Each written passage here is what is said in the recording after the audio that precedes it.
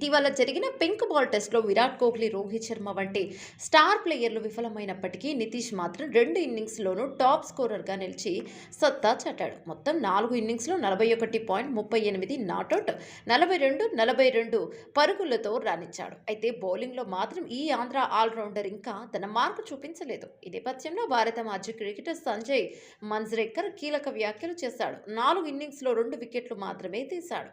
అతడితో పాటు హర్షిత్ రాణా కూడా పెద్దగా రాణించలేకపోతున్నాడు. దీంతో పేస్ బౌలింగ్ భారం అంతా జస్ప్రీత్ బుమ్రా, మహమ్మద్ సిరాజ్లపైనే పడుతోంది.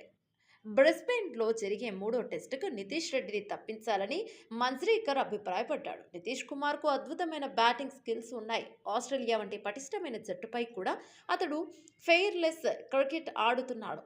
ఫస్ట్ క్లాస్ క్రికెట్లో పెద్దగా పరుగులు సాధించలేకపోయినప్పటికీ అంతర్జాతీయ క్రికెట్లో మెరుగ్గా రాణించడం నిజంగా శుభసూచకం. ఆస్ట్రేలియా వంటి పరిస్థితుల్లో నితీష్లా బ్యాటింగ్ చేసే ప్లేయర్లను అరుదుగా చూస్తూ ఉంటాం. కానీ భారత జట్టు మేనేజ్మెంట్ ప్లేయింగ్ 11 కాంబినేషన్పై ఆలోచన చేయాలి. బౌలింగ్ యూనిట్ పై కూడా దృష్టి సారించాలి. నితీష్ బ్యాట్తో రాణిస్తున్నా బౌలింగ్లో మాత్రం తేలిపోతున్నాడు. కాబట్టి నితీష్ రెడ్డిని కేవలం బ్యాటర్గా కొనసాగించడం రిస్క్తో కూడిన వ్యవహారమని ఓ ఛానల్కు ఇచ్చిన ఇంటర్వ్యూలో మజ్రేకర్ పేర్కొన్నాడు.